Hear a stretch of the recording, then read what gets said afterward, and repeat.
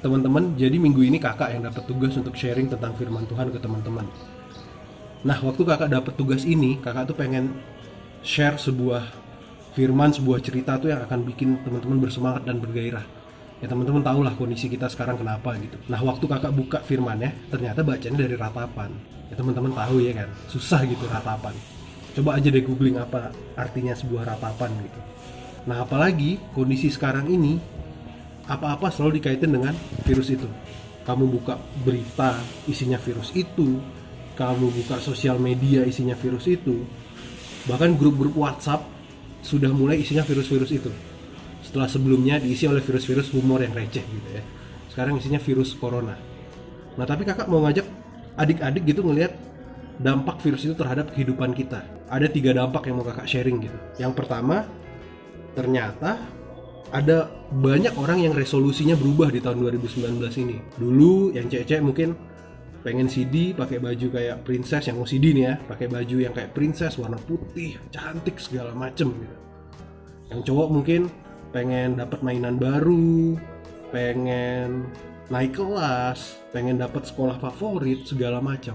Tapi sekarang resolusinya berubah karena si virus ini. Resolusinya itu cuma pengen, Tuhan semoga saya bertahan hidup di tahun 2019 ini. Itu kejadian yang pertama atau fenomena yang pertama.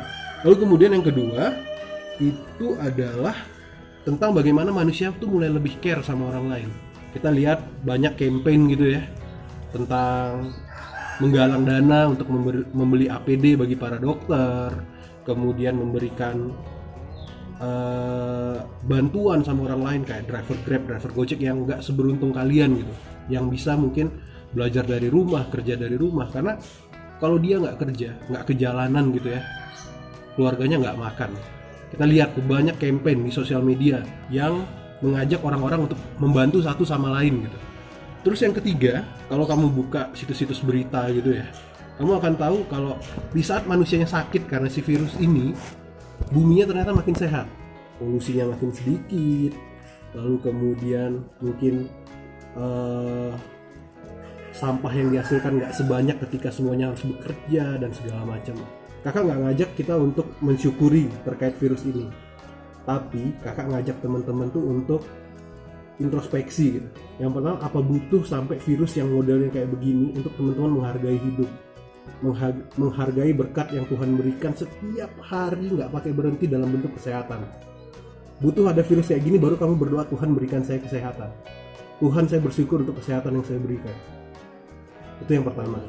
Yang kedua, apa butuh virus yang seluar biasa ini efeknya untuk kita lebih care sama orang lain. Sebelumnya kita nggak pernah menghargai ini sama dokter, sama perawat, sama driver Grab dan Gojek yang tetap berjuang di jalanan berhadapan dengan potensi terpapar virus cuma demi hidupnya mereka. Kita mulai care karena apa? Karena virus. Yang ketiga, kita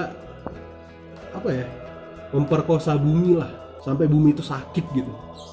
Virus ini bikin kita sadar kalau ternyata kalau saya nggak terlalu banyak membuat polusi, membuat sampah, bumi ini akan lebih sehat.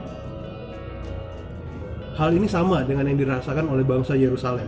Kita mau baca dari Ratapan 1, sebenarnya 1-17, tapi kakak cuma akan baca ayatnya yang keempat. Ratapan 1 ayat 4 berkata, jalan-jalan ke Sion diliputi duka cita, karena pengunjung-pengunjung perayaan tiada. Sunyi senyaplah segala pintu gerbangnya, berkeluh kesahlah iman-imannya. Bersedih pedih darah-darahnya, dan dia sendiri pilu hatinya. Kondisinya sama. Malioboro yang nggak pernah sepi sekarang sepi gitu.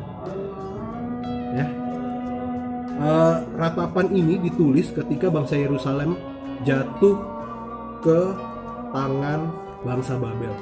Kenapa jatuh? Karena perbuatannya sendiri. Ratapan ini terjadi ketika si penyair ini ya, yang menulis ratapan ini introspeksi. Kalau semuanya itu terjadi karena maunya Tuhan, segalanya karena maunya Tuhan. 3 bulan lagi ketika virus ini sudah berakhir dan kamu masih tetap bisa merasakan sukacita berkumpul sama orang tuamu, sama teman-temanmu, bersyukurlah sama Tuhan yang maha baik yang gak pernah berhenti menjaga kamu. mau kamu minum obat 2 toples sehari, minum multivitamin 2 toples sehari gitu ya, kalau Tuhanmu nggak menjagamu, nggak ada gunanya. Mau kamu isolasi pakai lakban, ya kan? Lucu kali kakak kan? Itu nggak akan ada gunanya kalau Tuhan nggak menjagamu, ya.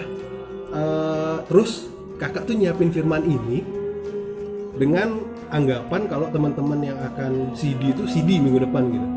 Tapi ternyata ditunda sampai Juni, ya karena si virus ini gitu. Jadi buat adik-adik kesayangannya kakak yang akan bilang iya dengan segenap hatiku, Firza, Vidya, Iel, Kia, Sharon, Abigail, Michael, kakak minta kamu punya 2 bulan lagi untuk introspeksi. Persiapkan hatinya gitu ya. Ketika bilang iya dengan segenap hatiku, akan ada begitu macam-macam tantangan, ya. Dan Tuhan yang Maha Baik itu akan selalu menjagamu, sama seperti Dia sudah menjagamu sampai sekarang. Sebagai penutup, semoga kita semua selalu sehat.